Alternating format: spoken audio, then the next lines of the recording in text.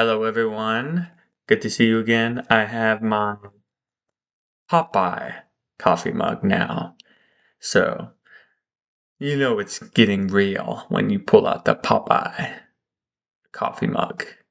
But actually, I've gotten to a point in my writing of hope in the article I'm doing it's that I come to a conclusion about it that I'm satisfied with, and I think I'm going to be finishing up uh, this article within the next week or two, and essentially I have the ideas that not want, but that I've figured out and concluded, um, and I've had the template for how it's going to be, but now I need to fill it in. And today I kind of want to go into those topics, or into the topic of hope and what I've been writing about, and kind of lay out the essay I'm going to be doing, and um, the essay and also the framework for how I want to structure this essay and some of the meat that is going to go into this essay. So, so hope. Let's start off with I think hope is hard to you can't have hope as the moral basis of yourself, of your system. Because essentially, there's three reasons why it's a terrible idea. So the first reason is that hope is inherently something that you desire. You desire it, desire something that is different from your present experience. So I'm going to just pull something out of my head. Let's say I want ice cream. I hope to get an ice cream in 3 hours. All right.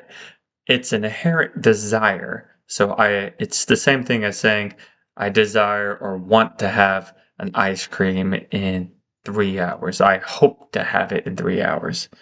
And what that does is essentially, if we take into consideration one of the greatest tenets of Buddhism is that the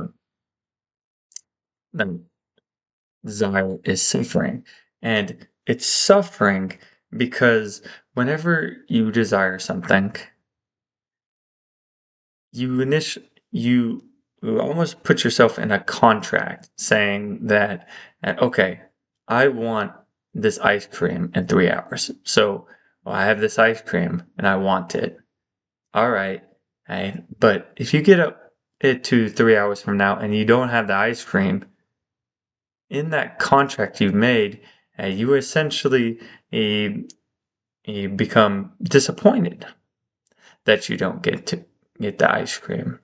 It's an inherent disappointment, and that you're unable to fulfill that desire. And it's the same thing with hope, and that's why in the beginning of my article I talk about how this Auschwitz prisoner had a dream that they would be saved on March 30th. So he had a hope that the Americans would save him on March 30th. So there's the initial desire, and when March 30th came and they weren't there, the desire was not met, was not fulfilled. So that means it was a loss of hope, a loss of that desire, and in turn that comes with disappointment and devastation. And in that example, it practically killed him. So hope is one. So the first reason, and we don't want hope as a part of our value system or the moral foundation, is because it's a desire, and outside your control. Right? The future, it's up. What am I doing?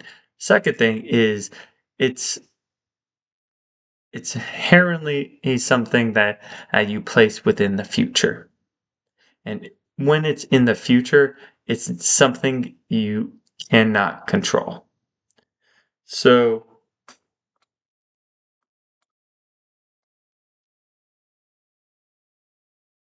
so if you say, hey, let's take the Auschwitz example for example. I hope that someone will come and save me. You're in since it's in the future, or there's nothing you can do. um, You can do something in the present moment, but uh, that would be negating that future as um, since it's something in the future, or you're or putting your mind into. Let me think about this. I might be just a little tired too, and not the best as thinking right now, but yeah, the second reason would be that hope is inherently based on the future, and we can only change ourselves within the present moment. So if I hope for the eh, ice cream in 3 hours, it's I can't and I can do things within the present moment and to try to prepare myself off to get that ice cream in 3 hours. But there's nothing I can do that would uh, ensure myself that I'd get that ice cream in 3 hours because life is always changing. It's the principle of impermanence. So life is in constant flux and change, and you have no control all over it. And so let's say, for example, I'll right. I have the desire that the ice cream and I want to get the ice cream in 3 hours. And since it's in the future, or it's not set in stone. So I can prepare all I want to get this ice cream. I can literally sit next the a cooler and sit there until 3 hours from now to get that ice cream. But if in the present moment at that 3 hour mark, or maybe a second before, where something pulls me out, and I have to get out of the room, and I come back, well, you're not going to get the ice cream in 3 hours. Because you got it in 3 hours and a minute, 3 hours and 2 minutes. It's something that is out of your control, all unless you uh, specify in the um, very in the present moment that you're going to do something. And since hope is inherently a cast into the future, it's nothing you can and um, fulfill your promise on because it's always outside. The future is always outside your grasp, and I would argue also not necessarily real as well. The only thing that's real is what you're doing right now. Not the best as argument, but my third reason, and that you shouldn't use hope as a value system, is that hope is used so anyone can hope, and anyone can hope for anything that's not morally right. And then in that, uh, you inherently have a competition that is bred from multiple people hoping for multiple things. A good example is that in Mark Manson's Everything is Fucked, he talks about how even Hitler hoped to exterminate all the Jews. It was immoral, but he still had the hope for it. So, in a sense, you had a battleground between the hope of Hitler to exterminate all the Jews and the Allies hope to uh, liberate the Jews. Well, when they found out, liberate the Jews and liberate all the countries that Hitler conquered. No, hope doesn't discriminate, right? Between moral or immoral. It's it's a desire. So, both of these um, sides can desire different things, right? That inherently brings about competition, and in situations where the moral line isn't and as clear, let's say, hey, between two children who hope to play with a Buzz Lightyear toy, well, um, what happens when and one of the kids gets to play with a Buzz Lightyear toy? Well, the other one's hope is unfulfilled.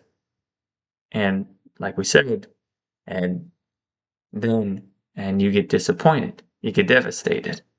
And what's your first immediate reaction?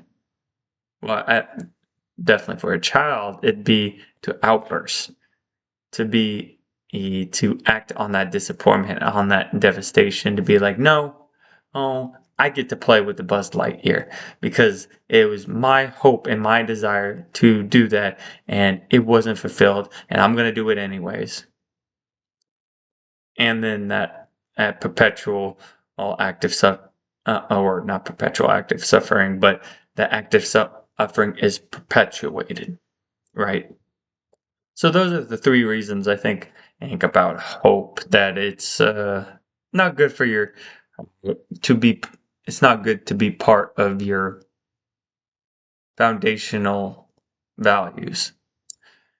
Now, what I just realized is kind of the method to approaching hope and using it or having it produced within your life in a healthy manner. And I think the first step is to accept that, or I think the first step is extreme acceptance. So, extreme acceptance that everything that happens within your life happens. There's nothing you, there's some things in this life you just can't control. And if you don't accept it as it is, then you inherently go back into that I desire something and I don't get my desire, or I'm unfulfilled and disappointed, devastated, or I my desire is fulfilled, and I'm I get it ecstatic and then go straight back to desiring and straight back to that cycle again. So, a better way to approach it is is this idea of extreme acceptance, to accept everything that happens to you, everything that goes on in your life, every feeling, every emotion, everything. Accept it as it is. Second thing is something I got from Jocko Willink is extreme ownership. So now that you've accepted everything that happens to you and everything within your life, now have extreme ownership of those things.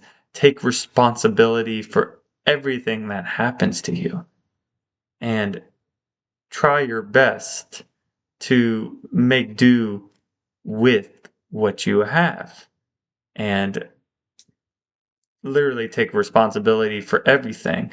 And you see this with the leaders, right? Good military leaders and, well, parents in general take responsibility of everything their child or subordinates do. So let's take the parent example. If their child hits another child, it's not, they're not telling their child, say sorry, they're saying, I'm sorry, I'm sorry, I'm sorry. Because they're taking responsibility for their child, even though it's not even their fault, right? So in the sense right now, it's not what's true or untrue. It's the idea that you have responsibility over or more than just yourself.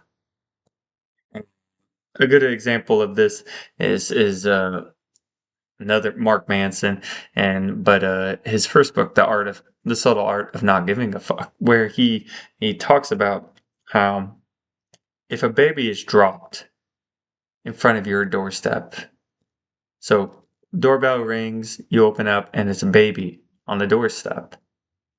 Yeah, it wasn't your fault, but you're still responsible for what happens to that baby. Because even if you close the door and ignore it, that's a choice in the situation as well. The choice of doing nothing is still doing something. And in a sense, and you still have that responsibility towards that baby. So, it goes back to our idea of extreme ownership, right? I take responsibility for everything that happens in your life, right? So, another example, let's say someone someone calls you a bigot, right? So let's go through the steps. So, extreme acceptance. Hey, someone called me a bigot. I'm gonna accept it as it is. Second, extreme ownership. And in this sense, the extreme ownership is your reaction to this person telling you you're a bigot. Because, like Viktor Frankl said, the last of the human freedoms is your ability to choose your attitude in any given circumstance. So, in this circumstance, you can react in multiple different ways. You can punch them in the face. You can and say you're a bigot. You can be frustrated, annoyed the rest of the day. Hey, you can say, "Oh my God, why did he call me a bigot?" Blah blah blah blah blah. Or you can say, "Okay," and move on. Or I'm perfectly willing to accept that. Move on. You're taking ownership of the situation, whereas in the other ones, if you ignore it, you're not taking ownership. If you're letting it fester, and later on you might complain to someone on about this, and in a sense that's also taking ownership, but in a well, I wouldn't say it's taking ownership. If you're ignoring you're accepting the situation, but you're ignoring and what happens, and then and diverting it to something else. You're not taking ownership and responsibility for are the reactions you have uh, towards the what's it called? Oh, the person that called you a bigot.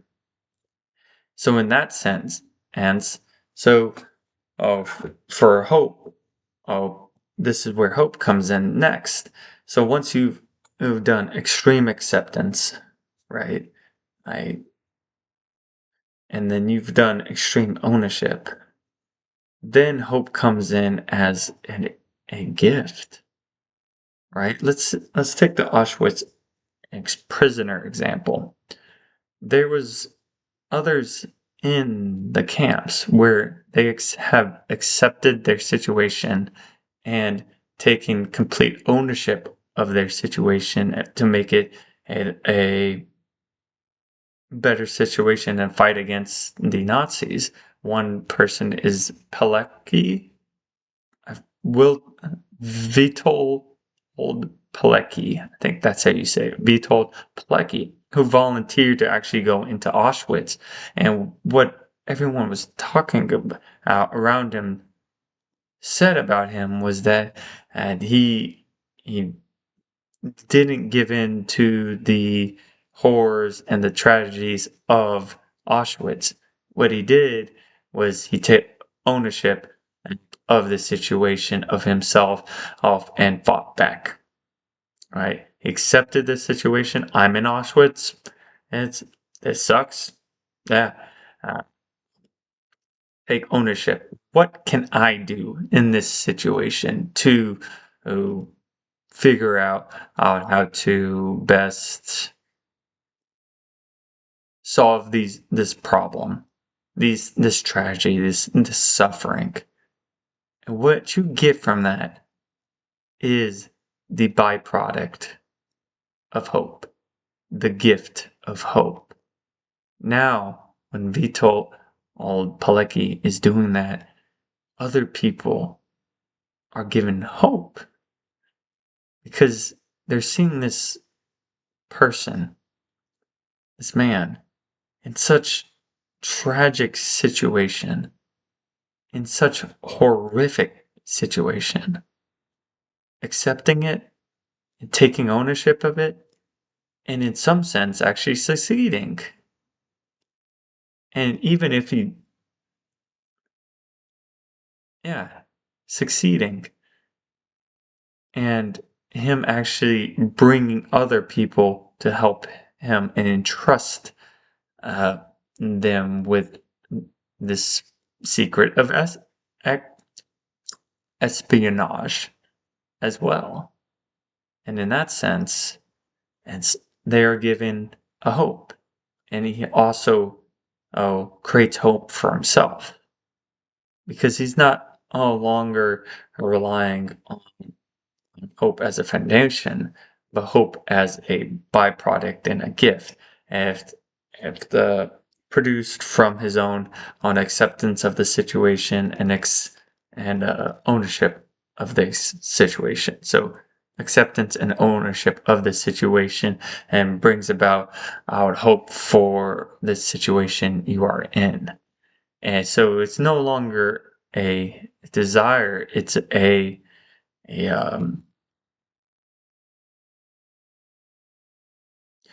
it's a gift given to you for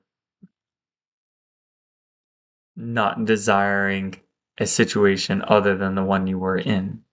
So it's essentially it's kind of like you start off from a basis of hopelessness, right? First accepting this situation that it has no hope of, right? You're in this tragic situation, and let's just say of the Holocaust, and just accepting that, yeah, I might die tomorrow. I might die right now. I might die in the next couple minutes. I might starve to death. I be overworked. Someone might shoot me. I'm accepting all of this, even the state that there is no hope. I'm accepting it. But even in spite of that, you go on to the next stage of, I'm going to do something about it. I know there might not be any hope for me in these camps, but as Pilecki did, I'm going to do something about it. I'm going to try to create espionage teams. I'm going to try to help everyone who is in Auschwitz out.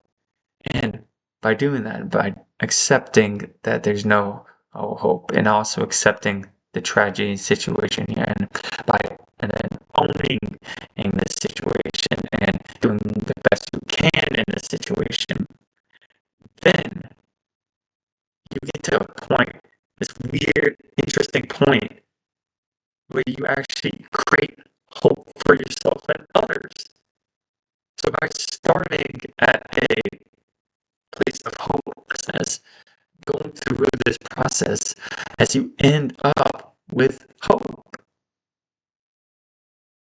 which is amazing that the human the human mind and the human spirit can do something so great as to create hope from nothing, which is, to me, beautiful. And to me, I need to go to get some sleep. So, because I've been at it for 25 minutes and I definitely started off a little rough, but I think I ended pretty rocking. Uh, this is another one I'm probably not going to edit, but I'm glad I did it because it's helping me understand a little bit more where my argument is. That you need to start off with a acceptance that your situation might be hopeless, that there might not be any hope, that you might die in the next couple seconds, that you might be executed, that everyone around you might die, that your whole family might die, that had all of the camp might I be exterminated at any second, that you're going to be probably starved to death, that you're probably going to go into the gas chambers, that you're probably going to do all this, that really there is no hope. And then, and say, screw it, I don't care that there's no hope. I'm still going to do something about it. I'm still going to take ownership and responsibility for the situation I'm in, and then go on and forward from it. And then from that, by accepting it and there's no hope, and then doing something about it regardless, as you create this fiction that in and of itself creates a byproduct and the gift of hope. Hope for yourself and hope for others that they might actually get out of this. And that's what they saw with Pilecki, is that his abilities to take ownership of the situation, actually be successful in it, to create these espionage and get the word out there from Auschwitz camp and inform people, brought these people hope. And it's I'm just always in awe of the human capacity to